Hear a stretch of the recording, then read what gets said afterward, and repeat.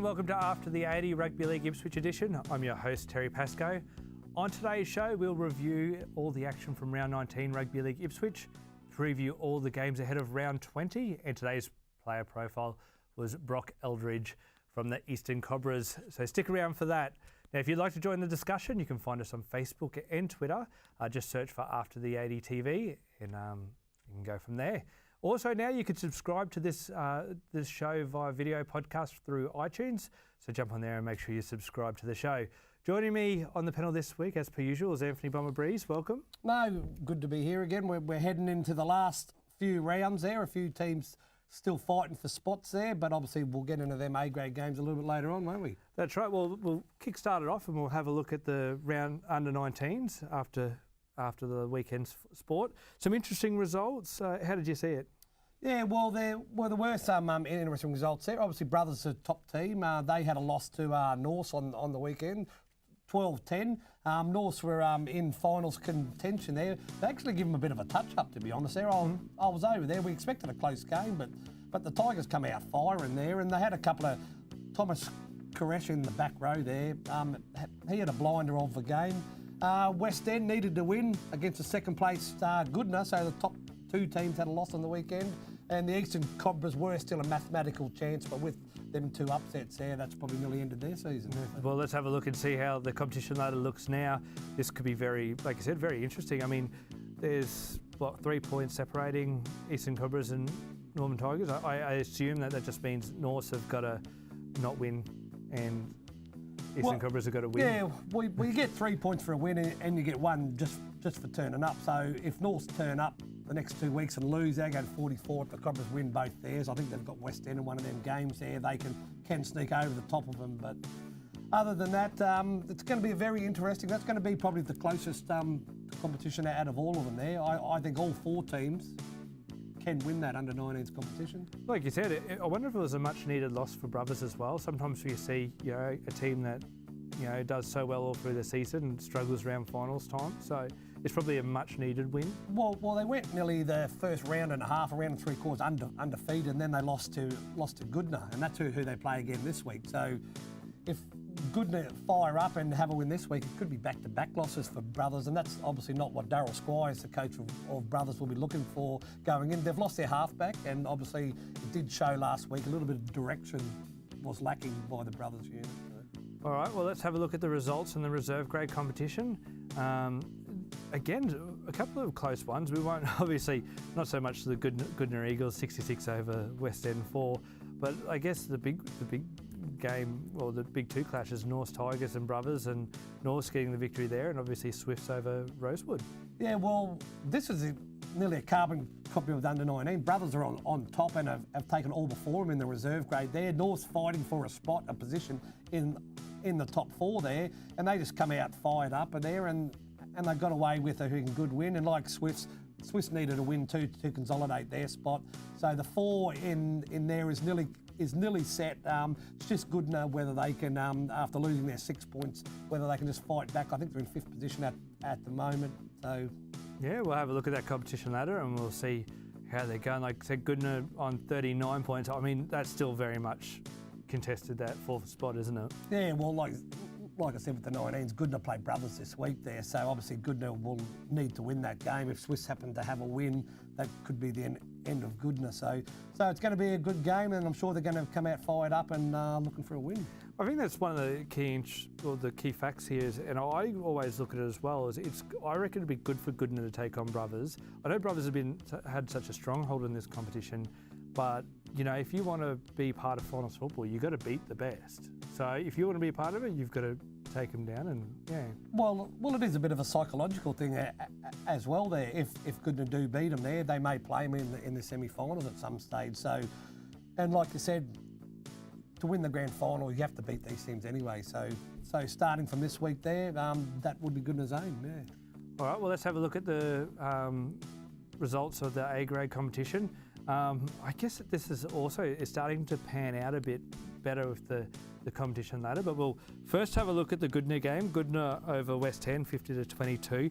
This is Corey Kirk's last game for Goodna. Yeah, well, he was on our show a couple of weeks, and he said that this would be his last game as he's away with work for the next two games, and then he's hanging the boots up there. I did see a photo on Facebook there of his green boots hanging up there, and he said that's enough. But he's the ultimate competitor. He's one of the nice guys of the competition. He's good at heart down there, and he's a life and soul.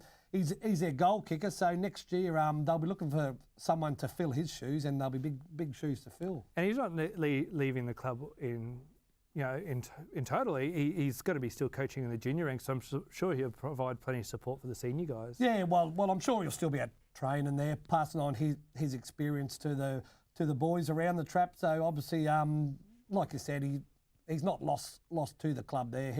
He's an Eagle, and he'll always be an Eagle. So. Now, West End blooded 3 young players in A grade? Yeah, well, it's getting towards the end of the season there, bottom of the ladder there. Obviously, the players don't seem to turn up for training, and it drops off and all that there. So obviously, Jay's decided that a few of the players obviously needed a bit of a run there. So obviously, a couple of the under-19s, which have had some good games. This is Ray Harrison there. He's got he almost got him too, Corey. a bit of toe, and obviously the old legs of Corey there nearly got him there, but obviously he just had enough pace. At half time of this game, it was 16-10 to goodness. So West End were definitely in this game. Obviously, like I said, the inexperience and the lack of depth and the new fellas, and playing at Goodna too. Obviously told in the second half. Now this is also, the Eagles did put their foot down in the second half, putting on 34 points. That's a huge effort. I guess even though West End do have a lot of young players there, it's probably not the best to score 34 points and a half. Yeah, well, it's a daunting task down at Goodna there. If you've ever been down there, they have a can bar. Can bar gets pretty vocal down there. The crowd's on the sidelines there. So, and Goodna have got the players there. This is the form that they should have been showing all year, but it's just been lacking. They've blooded a couple of young ones as well, and obviously they'll need them for next year there. They've got a couple of older players that may not be there next year, so obviously it's good to blood a couple of young players. But I guess it wasn't just 34 points that was scored by Goodna. It was also, 2 tries to West End, and it shows a lot of points in the game and not much defence in the second half. Yeah, well, in West End, it's just a bit of lack of depth there. They just haven't got the numbers there. When they get injuries there, they just haven't got enough people to call up on there. If it was a 60-minute game, they'd probably go a lot better, but unfortunately it's an 80-minute game, and they just struggle that back into the second half. All right, let's have a look at Norths versus Brothers. Now, this was second versus third. This is an interesting clash as well. Tigers reshuffled a few positions, including Josh Roberts to the centres and Lowe to the back. So, I guess, what was your take on this game? Well, I went into this game thinking it was going to be a very close game, but Brothers come out of the blocks, and after 17 minutes, they'd scored 3 tries, and it was 16-0. And Norths just couldn't go with them there. This fella on the wing, Michael Salamutu there, he's been the find of the season in the competition there. He's a rugby union convert, brought over the league there, and he scored a plethora of tries this year there, and gets them onto the front foot all the time. The ball gets out wide, he's got pace and he's elusive. So, well, I guess it's one thing you can't coach, is it? Is speed in defence anyway, and how to control speed, and he seems like he's got a lot of it. Yeah, well, we definitely have. That's what we say about Goodna there, but obviously, I mean about Fassifern. But Brothers did hit back. They didn't give up. They scored the next 2 tries there, and going into half time, it was 22-12. So North definitely weren't out of the game, even though they looked like that they were a little bit disinterested there. There's Nava setting up, try to Tonga on the right side there. And I guess I just wonder, we've seen a couple of high-scoring games. I just wonder if the legs are, end of the season, the legs are getting a bit tired and defence is becoming a bit harder. Yeah, well, that's probably right. It's a long season there. Obviously, players are playing under injury, and this is a young fella for them, Pacific Bakira there. And that brought the score back to 22-18 after Brothers were the dominant team for most of the game. And then intercept, and there he is again, Michael Salamutu. Camera can't even keep up with him. That's it. and there's nobody else in the shot. He's just that quick, gets out in the open. So now, like I said, the Tigers were first to score off in the second half, but I guess it was just they would just end up being too good. Yeah, well, that's it. They got back, like I said, to 28-22, but then in a spell of 9 minutes, that was a Shepherd call, which obviously was a big thing there. Obviously, we don't have the video refs to go back to see whether it was. He seemed to get through pretty easy, but then Brothers 9-minute spell scored 3 tries, and they just blew the game apart. Yeah, interesting. All right, the interesting clash was Fassifern up against Eastern Cobras, 26-22. I guess this is a game that really stamps Swifts having the week off, but it stamps Fassifern's position at the top of the ladder. Yeah, well, they're the minor premiers now. They can't be beaten now here. They started the game, a lot of games this year. I seem to be saying it every week. One team seems to get out of the blocks, and after 20 minutes, it's 16-0 to Fassifern here. Just watch this try here. Look, goes to the winger. Look at the backup. Inside to him. He draws inside to him. He goes inside there, and then finally on the Blant to Barvu there, who looked like he was hobbling, but he got across the line. That's one of the best tries you'll see this year. So that's right, and that's something that you as a coach you'd be really happy with, is that the backing up and continual backing up, because that's one thing I guess from what I've heard with coaches is all they ask is that there's always players around the ball. Yeah. Well, look, that's what you're going to score the tries if you keep backing up. And like you just saw, Cobra scored the next 2 tries. It's 22-12 at half time after Fassifern being the most dominant team. They did suffer a big injury in the 61st minute. Zach Stanfield, I just got confirmation he has broken his ankle now, so he's out for the season. So, but the Cobras hit back here, and it's 22-all with 18 minutes to go after Fassifern looking like they were going to put 50 on the board. Oh wow! And obviously it was just this last try in the 65th minute that really secured the win for Fassifern.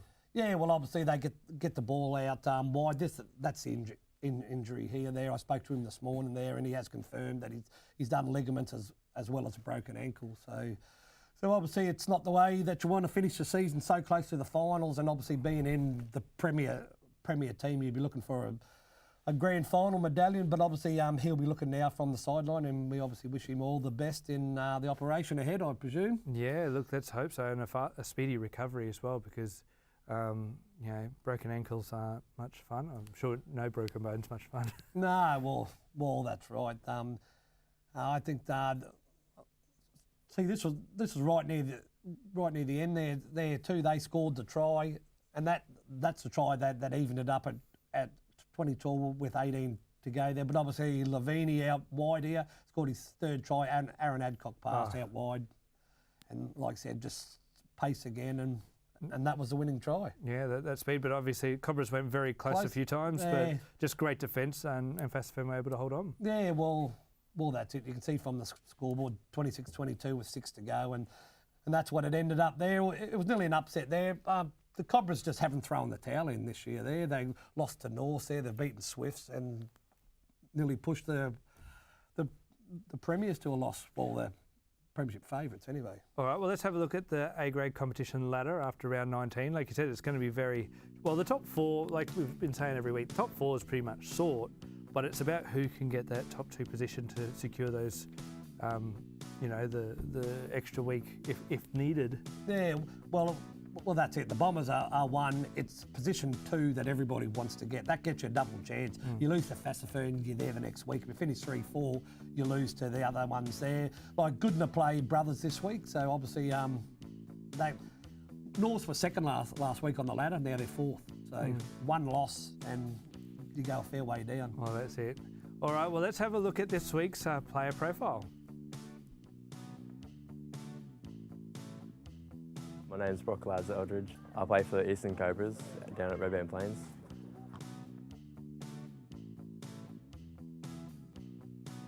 I started playing football at Harvey Bay Seagulls. That's my junior club. Started there when I was 7.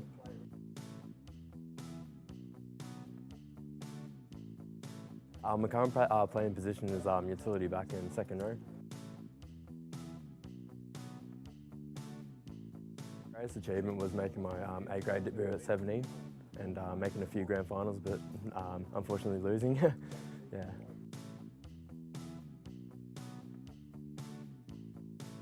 Jonathan Thurston, because he admires me, because he's like a small bloke and he's very competitive, and he's achieved a lot.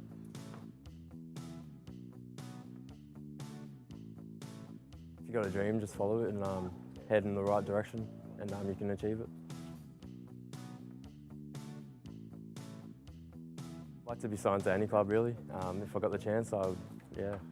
But my team is Cowboys, so yeah, it'd be good to get the chance to play for them. There's a few talented boys at the club. Lorenzo Fogel, my cousin Mick Eldridge, and yeah, there's a few boys. That's basically the whole team is strong over the park. So. A big thank you to Brock there from the Eastern Cobras. It's good to get a pretty honest answer there with the question, who would you sign for the NRL? Because I know most players have said that only the Broncos or whatever, but I could tell you now, if I was a player, I'd be signing with anybody. Well, that's what you say. Everyone's got a favourite team, like Peter Sterling. He wasn't a Parramatta supporter, he was a Canterbury supporter. So you reckon that's it. Obviously, Parramatta wanted him, Canterbury didn't want him at that stage, so that's it. You go where you wanted. All right, well, it's good to see some honesty in the player profile. Now, let's have a look at this weekend's game. It's round 20 of Rugby League Ipswich competitions. Like I said, a few interesting clashes here with North and Fasterford, especially for A grade, and Brothers and Goodna. Yeah, well, obviously, North and the Bombers there, that's going to be a big game. Like whether the Bombers take their foot off the pedal or whether they rest players there because they're guaranteed to the one. And North, like I said, they lose this game. That could nearly be the end of them for a top 2 position, and then they'll be in the knockout. And obviously Goodna got some young ones there up against Brothers, so obviously that's not going to be an easy game either for Brothers at home. But the form they're in, I really like Brothers there. So Swifts and West End, or West End and Swifts at Daniels Park. Now this could be an interesting game for Swifts, couldn't it? Because they've come off the week off. It could almost be a danger game. Well, they lost to the Eastern Cobras before that bye too, so they've had a bad performance and then a week off. So it's hard to know what's gone wrong there. Obviously, Ducky's going to have to get them fired up because West End seem to have more players at home. And they seem to play a lot of their better football when they do play at home. All right, well, that's all the time we have for after the 80 Rugby League Ipswich edition for this week. As per usual, thank you, Bomber, for your hard work. No, good to be here again. Good to get it out there to everyone. All right, for more updates, make sure you head to the After the 80 Facebook page and our Twitter site as well. And also make sure you subscribe to our video podcast on iTunes. I'm Terry Pascoe. We'll see you next week.